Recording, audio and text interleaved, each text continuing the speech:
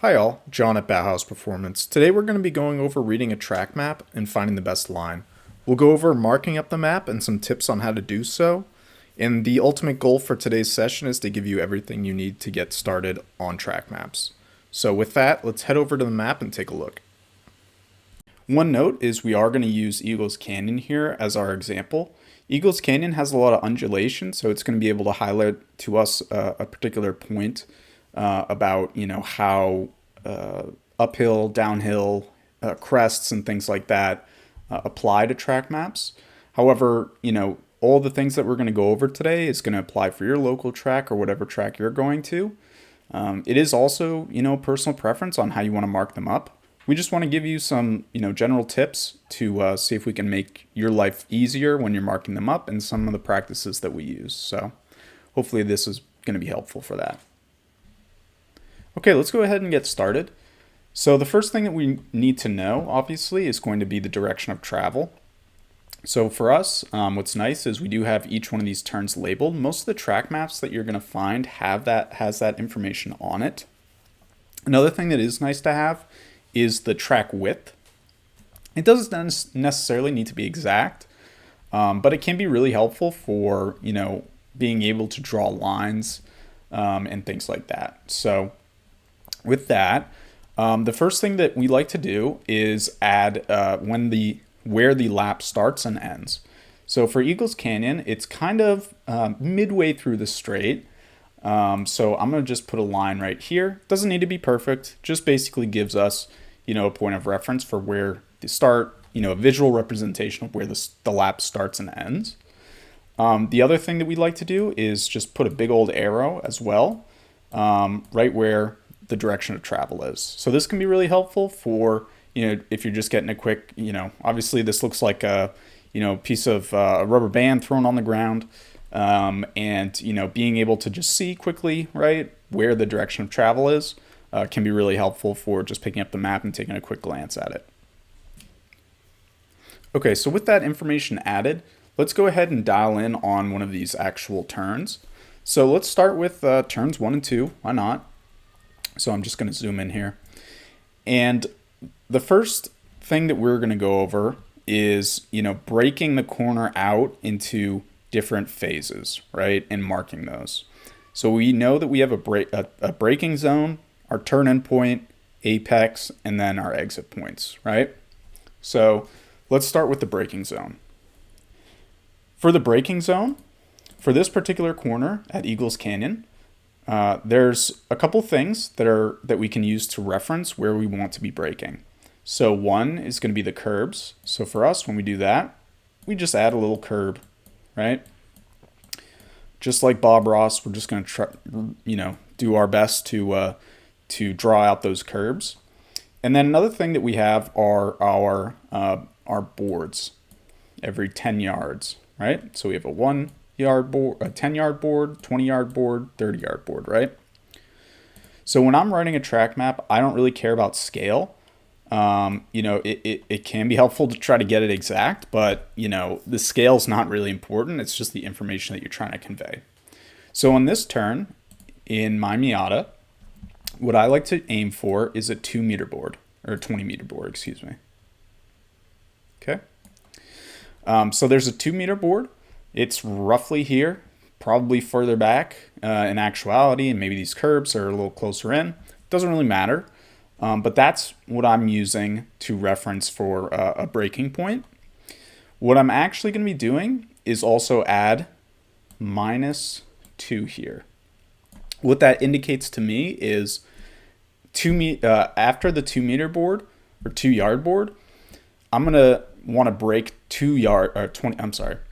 At the 20-yard board, I'm going to break 2 yards after that, roughly, right?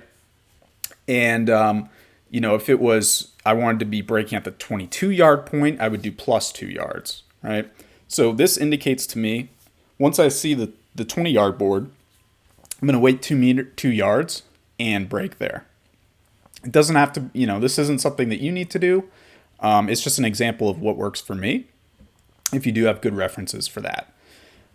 If you do have curbing, it can be helpful to add, if you're breaking at the start of the curbing, right? maybe add an arrow at the start of the curbing, or kind of a midway point. But of course, these boards are going to be your most helpful because they're true indications of distance, whereas, it's going to be a lot harder to find your repeatable braking marker on something that's unlabeled like the curbing. You can get pretty close with the, by distance, if it's the end of the curbing, beginning of the curbing, right? Something like that. Next thing we can go over is the turn-in point. So for the turn-in point, it's kind of a little bit more difficult. Usually for me, it's about midway after the beginning of the gators on the curbing. So curbing, we have a couple different things, right? So we have the actual curb, which rides up like this. And then some of the curbs have what we call here gators. So they're rumble strips, right? So kind of what I drew here, was the actual rumble strips, the gators. And so that's what I'm going to keep as my reference. So I'm just going to put an arrow here, and that's where I'm going to start drawing or building that line, because we are going to draw a line as well. Okay. All right, let's look at the apex. So one important thing to note, right, is that this is a chicane, right? So we have two turns, one right after the other. If we do zoom out a little bit, we can see that after that first chicane, we do have a nice little straight here. The other thing that I do know is that this is a downhill section going into 1 and an uphill section coming out of 2. Okay, so to mark that out, what I like to do is draw a little character here. So I'm going to draw something like that, like a check mark. This indicates to me that this is a downhill section. And I'm going to do the same thing here, like this. And that indicates to me that that's an uphill section, right? So if I'm coming from this ways, I know that this is downhill. And then when I'm coming from here, this is a gradual uphill, okay? So let's apply that here. So what will we want to do in this case? So I know a turn, one right after the other. There are a couple different ways to approach it. One would be, of course, we could stay in the middle of the track after coming out of 1. We could stay tight. It's kind of hard to draw here. We could stay tight coming out of 1. And that'll open up turn number 2 for us. But what that's going to compromise is, 1, that braking, we're going to have to brake earlier. And, our exit speed coming out of 1 is going to be compromised by exit speed coming out of 2. Or we could go deep into 1. We could go deep into 1, but then we're going to be compromised coming out of 2, right? So if you go deep into 1, you're going to have to come back out to the middle. And then, you're going to be compromised. You're not going to have a lot of speed coming out of 2. So what I like to do is focus on the apexes. So for 1, what I like to do is to try to get pretty much a mathematical apex, right? So the mathematical apex is, if you're drawing a turn, you're going to basically make your arc as wide as possible to accommodate for that turn, right? So if that's the track, whoops, went a little crazy there.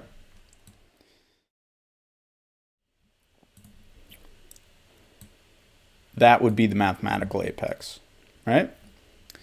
But if we're trying to do an early or late apex, then it's not going to be the widest arc that you can. Instead, it's going to be a compromised arc. So in the case of a late apex, let me just draw these first actually. What it might look like is something like this would be an example of a late apex. This is kind of over exaggerated, where the apex is basically here at the very end of the corner, but you get the idea. Okay, so we have the apex on 1 marked up. I'm going to do 2 now. So what I'm going to do is kind of put the apex right about here. To indicate the apexes, I'm just marking them with the lines, right? So I know I'm coming downhill off 1, or into 1, and then it's going to be uphill at a 2. So I can now start drawing my line. I have my turn in point, which I know is right about here. And again, if you don't have this information, right, you can watch some videos of people driving and try to mimic kind of what they do. Of course, when you go out there for the first time, take it slow. Definitely put some distance in there, but that can at least help. So I'm going to start my arc right off that turn in point. I'm going to come in. I'm going to stay kind of mid-track. If I could get this sort of line, I would, but I know that the car is going to kind of track towards the middle. So this is usually where I'm at. Over here, I'm just then going to rotate the car and take that late apex like that. Something kind of like this. Okay. Another thing that I know about this is there is some curbing over here. So I can add that. Just add that curbing. Actually, you know what I'm going to do is I'm actually going to cut the gators because this one does not have gators. And I'll just put an arrow there. If I wanted to, I could write track out here, something like that. But this gives me everything I need to know for this particular turn that I'm going to go, mathematical in and then late apex here. And I'll start marking that. So I'll do late. It's kind of hard on the computer. And then I'll usually just write mid here. It's going to indicate to me that it's not early or late apex. It's just a mid, kind of normal apex, right? And then I can kind of build out that line there and also here. And if I wanted to, I could put track out. Again, it's hard to write on the computer, so my apologies there, but something like that. And this gives me everything I really need to know on this particular turn. Okay, let's take another example. So for this, I have turn 15 that I've queued up, both A and B that we'll use. And I think this will help highlight a couple of other things that you can do. So turn 15, A and B, we do have some curbing, so I can add that on the entry. And then we also have some curbing on the outside. This one is gatored, so I'll add that. I think this one might be gatored towards the end of it, so I'll just maybe do something like that. One thing that we didn't talk about in 1 and 2, which can be helpful, is putting in the gear that you want to be in. So for me, going into turn 15, I'm going to drop it down to 3. So what I can do for that is just add a 3 and then a circle. Okay? I'm actually going to move this a little farther up though, because we do have some boards on this turn. So I'm probably going to put it right about here. And then the board that I'm shooting for is board number 2 again. So I'm just going to add board 2. Usually it's pretty true to board 2, but yeah, that's what we'll put there. Okay, so going into A, I like to use pretty much a mathematical apex there, and then on since we have a nice long straight after 15B, I'm going to use a late apex there, so I can add that. The other thing, of course, you could run these corners in a couple different ways, but I'm just going to demonstrate what I'm using. So typically for me, it's going to be just before the curbing, the actual gators where I'm going to be turning in. So I'm going to add just a little arrow there. And then I'm also going to put here, since this is a kind of a 2-turn corner, I'm going to also just make a quick line there, right? Because I want to stay out as far as I can to open up 15B. So let's draw this out. So I'm going to come in. I'm going to duck into 15A. Get out as far as I can. And the other thing that's unique about this turn is I don't really necessarily care about hitting the apex on 15B because I really want to maximize the exit, right? I want to be as straight as possible coming out of the exit. And I know that my car, if I turn, if I don't have enough time, or my car isn't able to get right into 15B, it's not a big deal. My exit isn't compromised at all. So what I'll actually do is something like this. Okay. So I won't be this kind of aggressive, where I'm in the middle of the track coming out of, apexing 15B in the middle of the track, but kind of an exaggerated look at it. This is what it would look like, okay? So something like this gives me all the information I need. What I could do here, again, is track out, right? That indicates to me that we're going to use all that juicy exit to carry speed on the exit. Use those curbs. And that's pretty much it. This gives me everything I need to know. I have my gear. I know where to brake. I know where to turn in. I know where my apexes are. And then I know what I can use on the out. Okay? So let's go over one more. Okay, for our final example, what I'm going to go over is 11 and 12. So what's unique about 11 and 12 is that it's actually cresting a hill and then going down a dip. Okay? So to indicate that, what I would do is I'm going to add a sign like this. And then for 12, I'm going to do a sign like this. Okay? So it's like a U and an upside down U. This indicates to me that we're going to be going up and then coming back down. And once we get down here, it's going to be a dip and then it's going to go flat again, right? So basically we're cresting the hill, coming down the hill, and then coming through. And this occurs in both of these turns. So kind of the middle of the crest is here. If I did want to move that up, I could, to kind of indicate that the crest is here. Something like that, right? And then this is pretty accurate, right? And then from there, we can just quickly, scribe out the rest of our points. So I'm going to be doing this in 3. My braking point is also 3. So I'm going to do 3. And then my board. I'll put my apex. So here I'm going to do math. For this one, I'm also going to do math.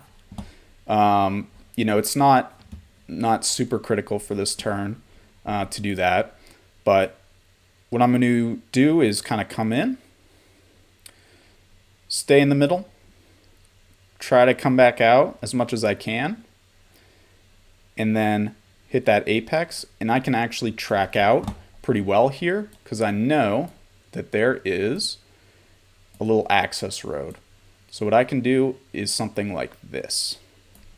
So I'll indicate that as well. So this is an access road. Usually we have cones kind of set up like this.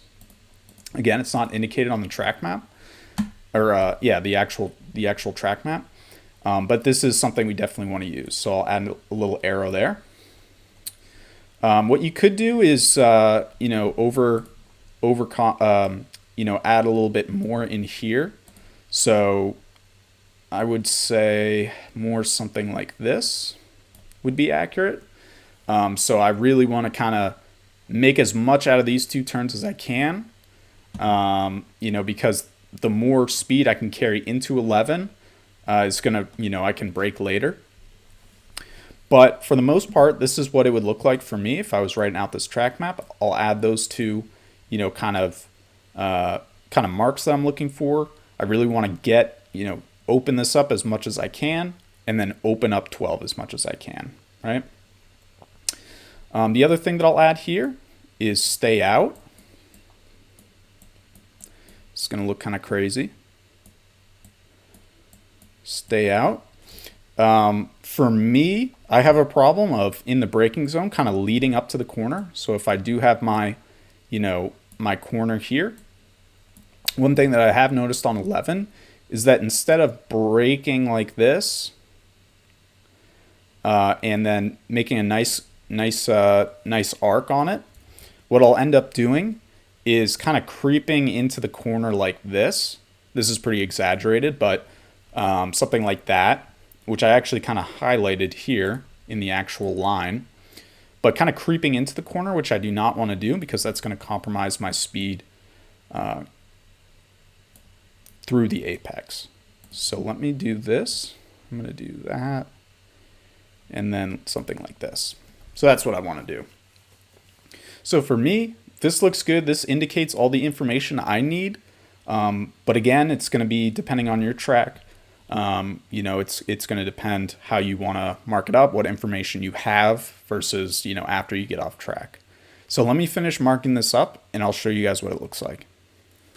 Okay, so I finished marking up this track map, kind of rough outlines of what I want to convey.